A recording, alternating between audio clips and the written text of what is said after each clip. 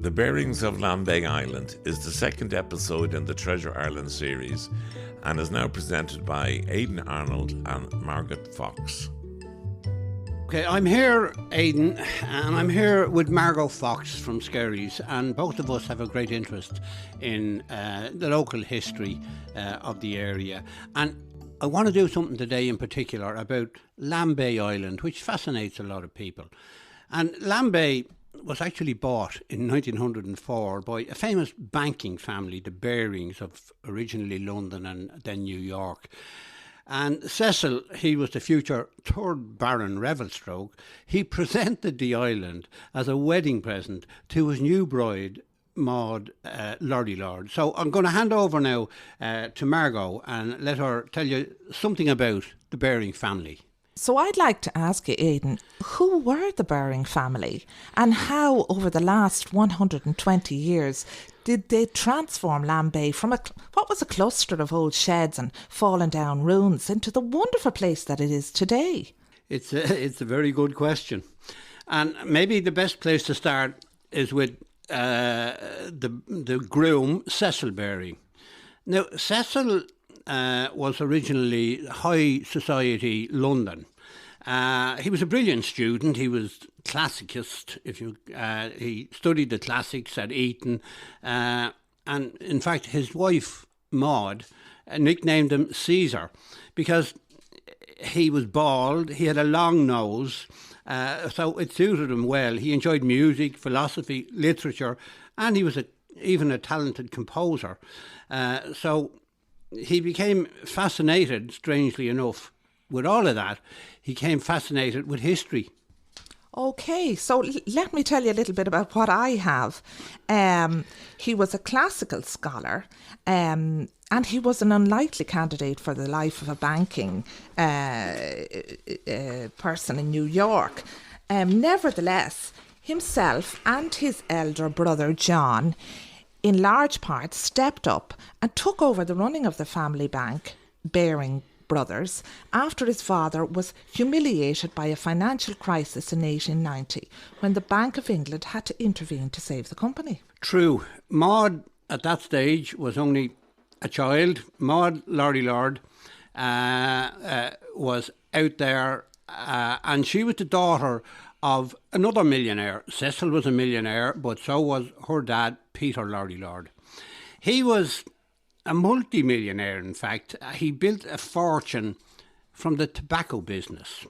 He also established a club in New York, and it was called the Tuxedo Club.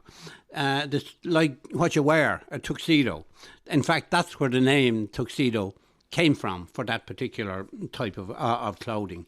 So Pierre, this is Maud's dad, he was famous in society. He was famous for not just the club. He also became very interested in horse racing. He was the first American to win the English Derby, and that was considered at the time to be the horse racing event of the world.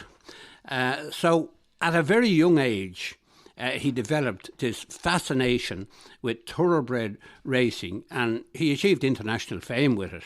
I think you know something about the Tuxedo Club yourself. I do, actually, yeah. It's very interesting. Pierre Loriard's Tuxedo Club and Park was developed into one of the most prestigious private clubs in the world. And today it comprises a golf course, a boathouse, a swimming pool, a platform tennis court, a lawn tennis court, racket court, squash courts, the tennis house, the golf club, and it's really a very fine establishment now. Their proud boast is that no other club apparently offers as many sports as this beautiful setting anywhere in America. Well, there you are. That's the background of Maud before she became Cecil Baring's wife. But before that, she married for a first marriage. Maud's first marriage, she was only about 17 and a half. And when she married a millionaire called, there must be an American way of saying this, Tommy Sufferin Taylor. And she did that in 1893. Here, take a look at what they said, Margot, about the wedding itself. See how they described it. Yeah, it was described as a simple ceremony, and the bride and groom were showered with rice as they left the house with $100,000 worth of presents to spend. A few months at the World's Fair and then to go abroad. Very nice. It was by far the most fashionable wedding of the whole society season in New York. And here we go. You can read this. This is how the New York Times at the time described Maud's first wedding to Tommy Sufferin Taylor. The New York Times, the wedding presents, which were many and elegant, were exhibited to acquaintances at the Lauriard mansion on Thursday and Friday. The gifts were mostly of silver.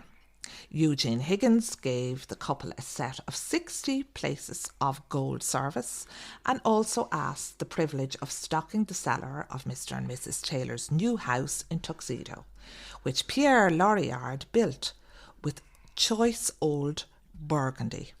E.N. Taylor gave his son a cheque of $10,000. J. Lee Taylor and Mrs. Lauriard gave handsome silver services. Pierre Lauriard gave his daughter the chrysanthemum of diamonds, and many scores of relatives and friends sent presents amounting to over $1,000 in value. If that was a simple ceremony, I'd love to see a fancy one. I couldn't agree more. Tommy, the bride, Tommy Sufferin Taylor, he was a partner in the New York branch of the Baring brothers, and he knew Cecil Baring quite well.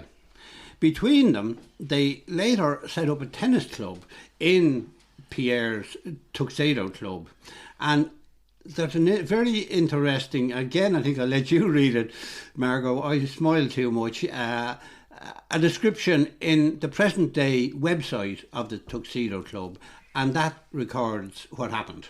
Okay, so it's stated, due chiefly to the energy of T. Sufferin Taylor and his friend the Honourable Cecil Baring, a court was built and opened on December the 30th, 1899. The first court tennis match played was between Messrs. Taylor and Baring, with Taylor the victor at 2-0. Must have been a different scoring system than 15-30, 30 all. It was 2-0, yeah, correct. And it meant that Cecil had lost his opening tennis match with Tommy Sufferin Taylor. But he was to be more successful at wooing Maud Lauriard Taylor, Tommy's beautiful young wife. Because by August of 1901, a year and 7 months after the tennis match, the rumour was out that Maud was divorced and was about to marry Cecil Baring. The New York Times, again, I'll hand over to you, Margot, they kept everyone up with the gossip of high society at the time. Okay, so I'll read this one. A rumour was current in New York and at Tuxedo yesterday that Mrs. Maud Lauriard Taylor, the ex-wife of T. Sufferin Taylor, was to be married within a few days to the Honourable Cecil Baring. There was no definite announcement of this wedding plan, which is, it is said, to take place in London. In fact, there were a number of people of Tuxedo who said that the wedding had already taken place. Shortly after Mrs. Taylor had obtained her divorce last summer, an engagement of herself and Mr. Baring was reported and not denied by either party. Mrs. Taylor obtained her divorce in August. She then came to New York and remained here until the middle of September, when she went abroad. Mr. Baring also went abroad about the same time. Yeah, the Tuxedo Club's website, they were a little bit diplomatic about this and a bit tongue-in-cheek. Later on today, you can read it, they describe what happened. They said, shortly thereafter, Baring left the country with Mrs. Taylor and they settled on an island in Ireland, building yet another tennis court. And Cecil and Maud were duly married in London in 1902. Cecil was 37 and his bride Maud was 26. there's a little story then as regards how he found Lambay, how he came to buy it. I think you know that story. I do, and I think I have it here. So in 1903, Cecil and Maud spotted an advertisement in the Field magazine for an island for sale in the Irish Sea. And the story goes that Cecil Baring, later the third Baron Revelstoke, one day asked the question, "What would you like for a wedding present, darling?" And she replied, "That lovely island just across the coast of Rush. I would love for us to have a house and live there. And that's what I want more than anything else in my life." So she knew what she wanted. And that's what she finished up getting. And that is very shortly, that is a shortened version of how the Barings came to live in Lambay Island. As I say, Cecil Baring arrived in Lambay Island in 1904, and he paid the sum of £5,250 pounds for the island. Now, Cecil and Maud, they had blissful years, but only 12 blissful years together on Lambay, because in many ways their lives were blighted as well. They had 3 children there. They had Daphne and Calypso, 2 girls, and then they had Rupert, who was to be the heir apparent to the Revelstoke name. I think they launched into a study of Lambay, and maybe you want to say something about that. Yeah, I have that here, yeah. When they launched into the study of Lambay, covering flora, fauna, geology, birds, insects, worms, botany and zoology of the island, it culminated into a 112-page book. And that book was published in 907 by the Irish naturalist, entitled Contributions to the Natural History of Lambay, County Dublin. And they also commissioned a world-famous architect and friend of Cecil's, Edwin Luttens, to reshape their new home. And he started a whole restoration of the castle, and that included lovely kind of unique features, corners which were rounded inside with no square corners remaining.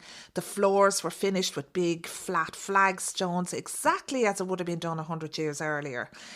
Yeah, can I just pop back for a moment to the book that they did, the first thing they did when they came to Lambay, because I'm very lucky, in fact, that I have a copy of that book, which was produced, as Margot rightly said, in 1907.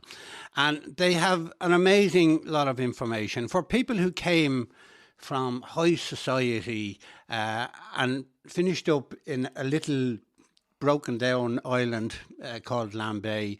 It's amazing how they took to the place, and how the first thing they wanted to do unselfishly was record Lambay, record everything about it.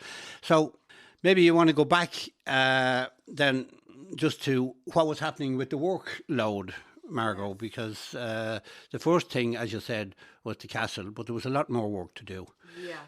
And what I have here is that Milverton Quarry in Skerries was the source of a lot of the stone used, and the local stonemasons were delighted with the extra work. However, the Barings had a reputation for paying over the odds, and treating their workers exceptionally well. That's great. Yeah, actually, when the castle was finished, the next major building project was the White House. You can see it still from Rush Harbour. It was built at the time as an extra accommodation for visitors coming over in the summer months. And there was a fascinating find in the middle of building that building. Maybe you'll tell the listeners, Margot, what it was. Apparently, they were really surprised to unearth a mass grave, which Brendan Dunn from Rogerstown, and he said, "We were digging out the foundations when we came across a mass grave to one side of it. 2 or 3 of us were standing there, and there were dozens of skulls and skeletons about 6 feet long. They had to get the authorities down, the police, and they all came, and they verified by the length of time the skeletons were there that it must have been a mass grave from the shipwreck of the Taylor from 1854. Imagine.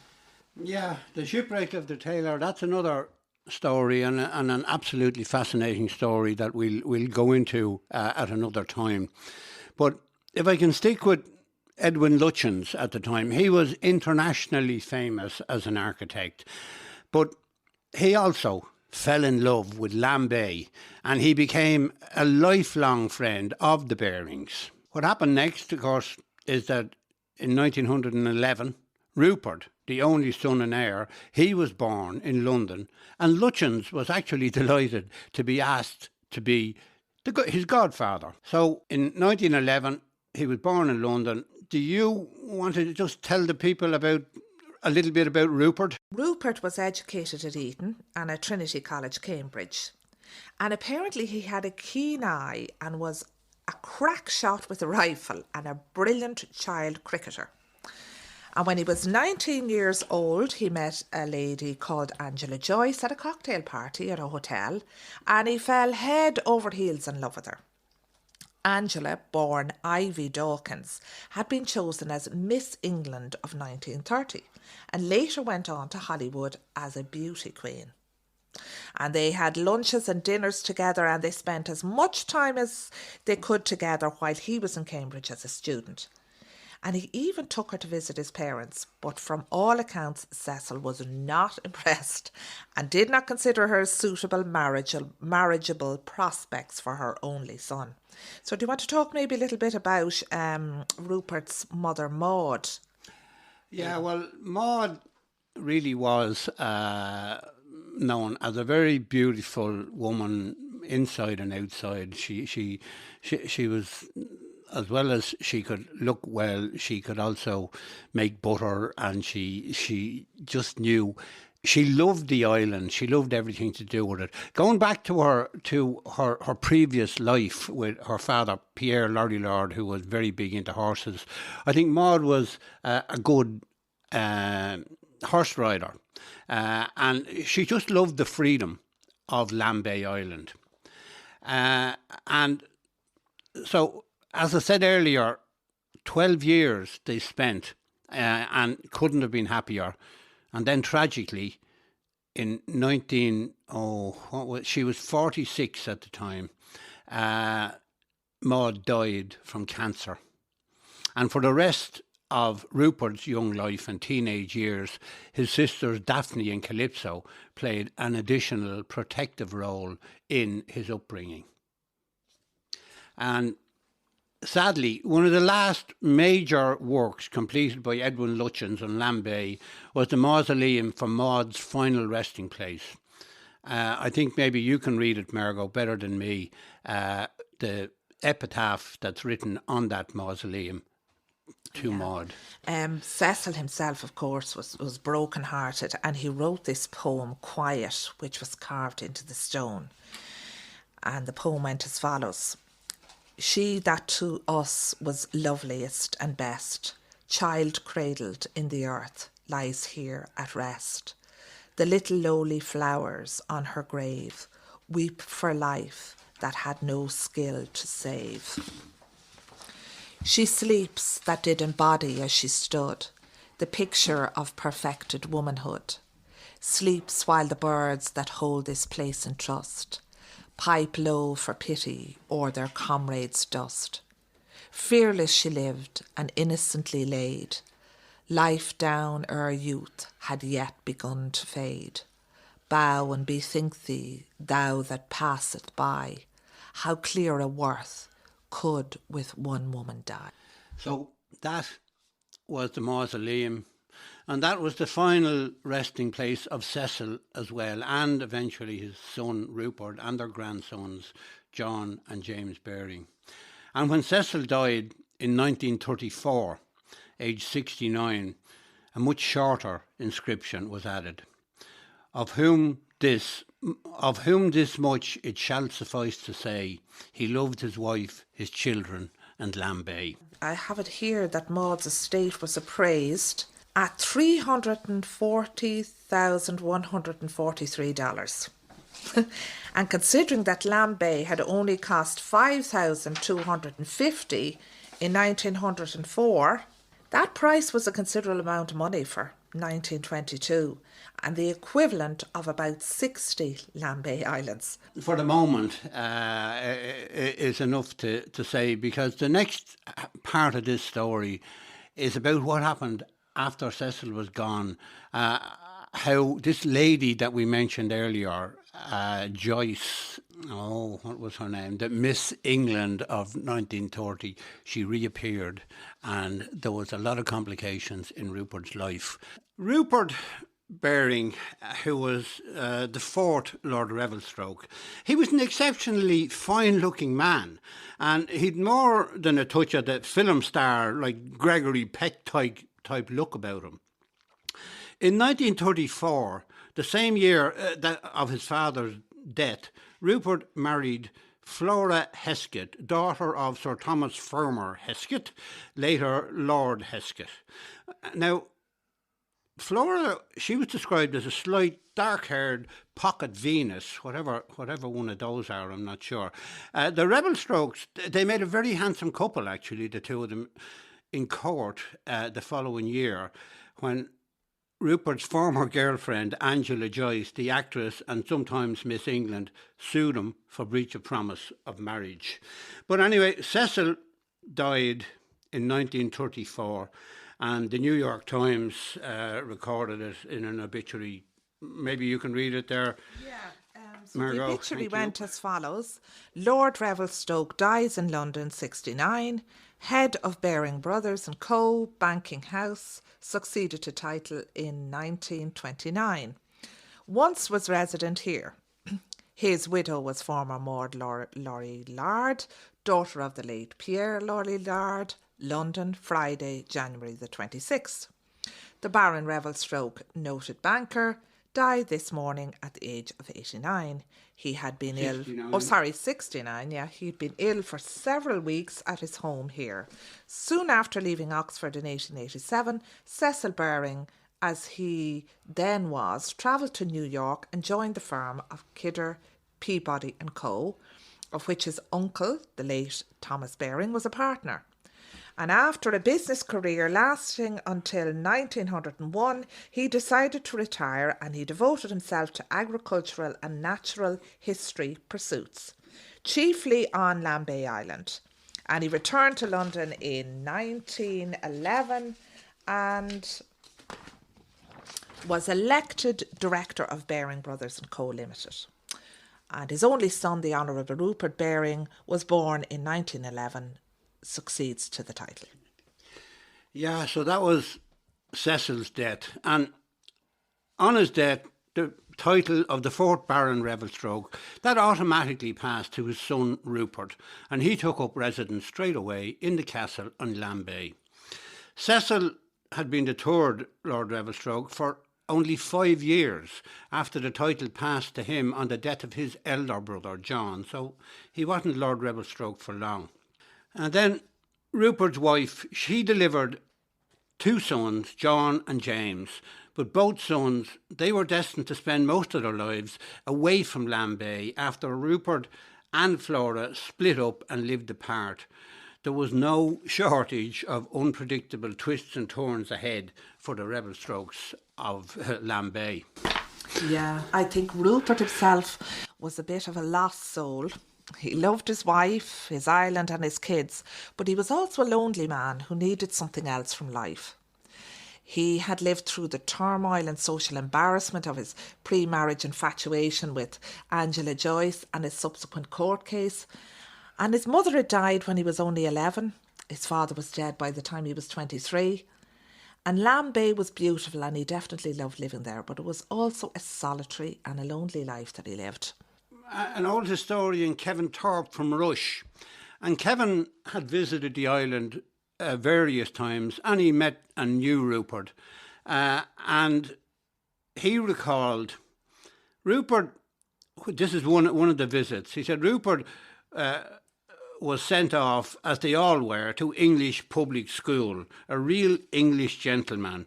And he's the man that I knew. He was an old man when I knew him in the 1970s. I knew that he liked to drink because we went over on the Shamrock boat, and one of the things being brought over was a crate of whiskey, not bottle of whiskey, a crate. When I met him, he'd be what you might call a fire hazard. If you struck a match, he could go on fire. Now, that's an exaggeration. He was a really nice man. And without speaking at all, he radiated being a gentleman in the same way that I'm not. I wasn't brought up like that, the way he would do things like opening the door, those sort of things. He had a suit on, a tweed suit. He brought me into the house and he showed me around, showed me big wooden tables, all that sort of thing. He had married an English society lady who went off and left him, I think in the 1940s. She went off with somebody else. He became a sort of a recluse because of it. Like a monk, apart from the bottle, that became his friend. He was a very pleasant man, a real gentleman. He never offered me a drink of whiskey. He must have been keeping it all for himself. I was about an hour with him and he showed me around the gardens and around the house. He was very proud of the place, but there was a sadness about him, a great sadness, and you could see it. Yeah, I think what Kevin Thorpe may not have realised was how Rupert's marriage to Flora actually had collapsed, or had been resolved, might be a better way of describing what happened. Rupert, for want of a better word, he was a lone wolf of sorts, and he was a man who faced down his problems by sometimes thinking outside the box. And he had a close friend, Lieutenant Commander Derek Lawson, who, it was fairly obvious, had been quietly in love with Flora for many years. Rupert came up with the unconventional but practical solution of asking Derek to take over his duties of matrimony if Flora would agree to it. In other words, Derek and his wife Flora could leave Lambay and live together as husband and wife whenever they wanted to, and Rupert would agree to it. That's very civilised, isn't it? Flora and Derek, needless to say, jumped at the idea and the problem was solved. Rupert and Flora divorced. Flora and Derek married, but everyone stayed in close contact with Rupert. And the three of them often spent Christmases together, along with the boys and Flora and Derek's two daughters, at Easton Neston in Northamptonshire, which was a mansion belonging to Flora's family. In the meantime, Rupert fell even deeper in love with Lambay, and that's when he commenced compiling what's an extraordinary record of photos, egg collections, visitors' books, which he documented, which documented the enchanting history of the place through the second half of the 20th century. So maybe you take over that. Well, 5 weeks, though, after the death of Cecil Baring and the marriage of Rupert, he married very quickly to his bride Flora. On the 10th of April 1934, Angela Joyce, former sweetheart and former Miss England, reappeared out of nowhere and filed a suit for breach of promise of marriage against Rupert Baring. The next chapter in the Baring family story was about to commence.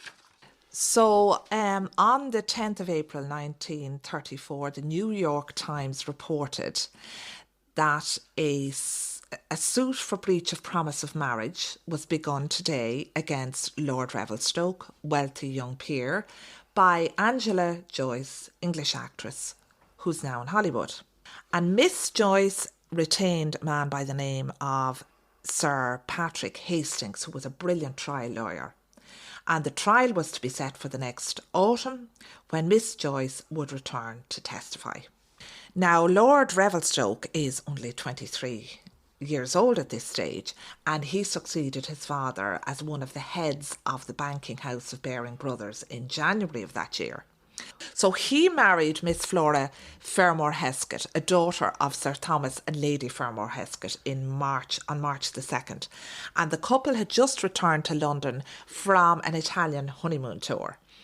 Miss Joyce was chosen Miss England of 1930 and went to Hollywood as a beauty queen. So this subsequent case was widely reported, and the British public must have been hugely entertained at the embarrassing predicament this rich young Lord Revelstoke got himself into through the romantic letters that he wrote as a college student to his girlfriend at the time, Angela. Angela in turn thanked him by going in search of a share of Rupert's fortune to compensate for her broken heart for not marrying her, as she declared he had promised that he would. Yeah, Angela was actually embarrassed by the fact that Rupert, he'd signed all these love letters. Remember, he was 19, 20, 21, lovesick and discovering the joys of life. And he'd signed all these letters, but he hadn't actually dated them. And this was very important in the end. Her lawyer, Mr. Lasky, read a telegram to her from Lord Revelstoke, which said, among other things, that he would like her to say the simple sentence that would make him the happiest boy in the world. This sounded like a marriage offer, and the judge swiftly asked, how old was he then? And Mr. Lasky replied 6 days after 20. The judge then commented, getting quite an old man, but still, in the eyes of the law, an infant and not responsible. The lawyers for the former beauty queen then proceeded to open a Pandora's box of love letters she had received and diligently saved from the young Rupert Baring, not yet a lord at the time, but the son of a very wealthy father. The letters, they were cringeworthy. And you know what, Margot, I think I need you to help me read some of these because let's listen to them. Okay, so the first love letter said, Angela, I adore and love you more and more every second of every day and certainly every night.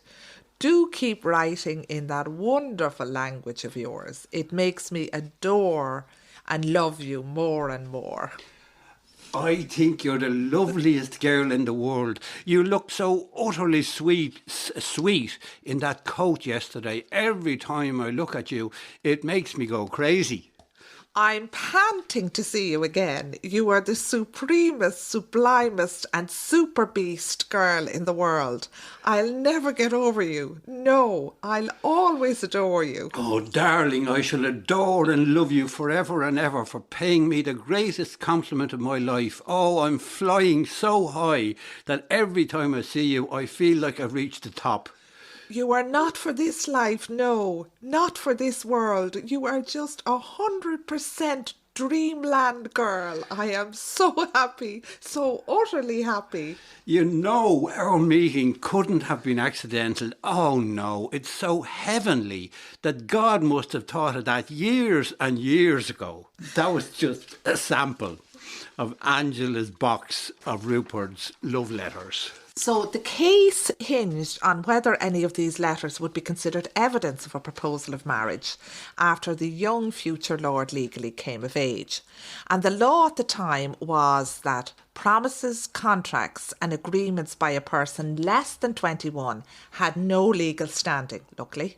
And it turned out that there were only 3 of Angela's letters that were alleged to have been written after her admirer came of age, and therefore that he could possibly be held to his promise if he had actually made any. But nowhere in all the letters read out in court did young Lord Revelstoke definitely mention marriage. Broken-hearted Angela tried to get around this little obstacle by testifying that Rupert had proposed marriage to her on many occasions and she had accepted him, intending to have the marriage after the elder Lord Revelstoke's health had improved and he could be persuaded to agree to the match.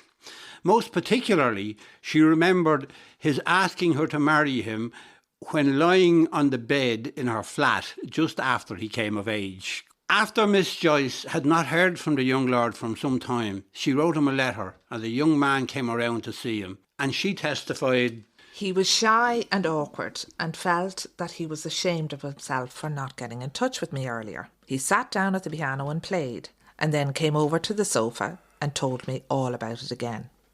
He told me that he could not live without me, and that he was sorry he had treated me so badly. The judge asked, when your acquaintance was resumed in February 1932, was there an occasion when he said anything of significance to you both? Yes, about the middle of April, he again asked me to marry him. Where was that? In the bedroom of my flat in Russell Square Mansions. This obviously got the judge's attention. What did you take him into the bedroom for? To show him the clothes that I was going to wear to the gas inspector. He did not seem to me to pay very much attention to the clothes, and I could see that his mind was not very much taken up by them. He was lying on the bed and sort of thinking. Then he just brought up the matter by saying, "Let's get married, Angela." And I said, "How? And when? Do you think we shall get over this situation now?" He said, "Yes, I can do what I like now." And what else was said? He said that he could find out means to get us married and that it would not be very long. Was anything decided as to whether or not any announcement should be made? We decided to keep it secret. He had by no means reconciled his father. It was only when his father discovered the whole thing was on again that he decided to stop it. And was anything said about eloping on that occasion? He said no, and that he would get married in London. He had some dinner and went away early. After that promise or threat of impending marriage, Rupert seemed to lose interest in the girl he had adored for so long, and after a few telephone calls, she never saw him again. Nearly 2 years after Angela last heard from Rupert, as she was listening to the radio, presumably in Hollywood, she was astonished to hear of his marriage. The lawyer for Revelstoke then asked, "And all that time, according to you, his promise to marry you stood?" "Yes." "When you saw the report of his marriage, did you think of writing to him?" "Well, it would have been useless." The only letter he got then was the intimation from a lawyer saying that he was going to be sued by you. "Yes." And did you think it would be a very painful matter for Lord Revelstoke to face a painful action of this kind? I did not know whether he would be pained or otherwise. Those are his feelings. Did you think it would be extremely painful to him because of his young wife? It may have been. Did you think he might not face it at all? I thought he would face it very much. Do you think that you have some hold over him because of these early letters written nearly 4 years before? I considered I had a hold over him because of the promise he had made to marry me. But Lord Revelstoke took the witness stand, and he denied that the question of marriage had ever been discussed between them, except on one occasion when Miss Joyce suggested it. But he had replied that the question is one I cannot contemplate. It is impossible for me to think of marrying anyone. And after a half an hour's consideration, the jury threw out Miss Joyce's suit. They found no promise of marriage in his letters and would not accept her one-sided statement that he had proposed orally. So the beauty finished up not getting a slice of the Revelstoke millions. Instead, she was ordered by the court to pay about $5,000 costs for bringing the suit. On the 14th of May, 5 weeks after the case commenced, a jury found for Rupert Baring and against the charming Miss England of 1930, as reported in the New York Times of the 15th of May. The case was dismissed and costs were awarded against Angela Joyce. The New York Times, maybe you can read it there, Margot, it gave a report. Okay, it said Lord Revelstoke is victor in suit. Jury tosses out the heart balm case brought against him by Miss England of 1930. London, May the 14th, a jury that listened to the court's charge that a man doesn't promise to marry a woman by saying, "You're the sweetest girl I've ever met." Today tossed out the heart balm suit of Angela Joyce against young Lord Revelstoke. The charming Miss England of 1930, who was born Ivy Dawkins, must pay the costs. She refused to say whether she planned to seek a new hearing. Lord Revelstoke, wealthy banker, whose letters to Miss Joyce in early days were described by the judge as an incoherent vapourings of a boy of 19, left the court arm in arm with his wife. And the Old Bailey jury, which included 3 women, required only 30 minutes to reach a verdict from. The beauty contest winner had contested that as Rupert Baring, he'd proposed to her innumerable times while he was at Cambridge University. Lord Revelstoke testified the only one who brought up the subject of the wedding ring was Miss Joyce. He said he had always replied that he wasn't interested. Letters were read in which Miss Joyce was described as the most supremest, the sublimest, superbest, the loveliest girl, and as the most wonderful girl in the world. And Joyce's suit was unsuccessful. There was something very important came out of it. Maybe you can remind me. The press interest was actually enormous, and leading articles called for the law to be altered, arguing that a woman should not be able to claim damages for not obtaining the position she hoped for as the wife of a rich man. And the law was duly changed, and Rupert Baring Revelstoke remained the last man to be sued in this way. Yeah, Rupert, he went on to live on Lambay Island for the next 60 years, retaining the Revelstoke title until his death in 1994, aged 83. He was much loved and respected by everyone who met him. His own sons, John and James, seldom visited the island while farming in the 1970s and 80s in Kenya and France. Rupert seemed to have felt that neither of them were sufficiently committed to the future of Lambay to be entrusted with the inheritance of it. So he established a family trust to take ownership of the estate for the benefit of his extended family. And when Rupert died, his elder brother, John Baring, inherited the title of the 5th Baron Revelstoke for 6 years until his death in 2003. He had no issue and was duly succeeded in the title by his younger brother, James Cecil Baring, the 6th Baron Revelstoke, and James Cecil died 9 years later in 2012. His elder son, Alex Rupert Baring, is now the 7th Baron Revelstoke, and he presently occupies Lambay Island and is dedicated to putting Lambay Island on a more sustainable footing with the assistance of his half-sister, Millie Baring. I think Cecil and his beloved Maud would really be happy if they read the little jingle that's included on the packaging of Lambay Whisky, one of their modern investments.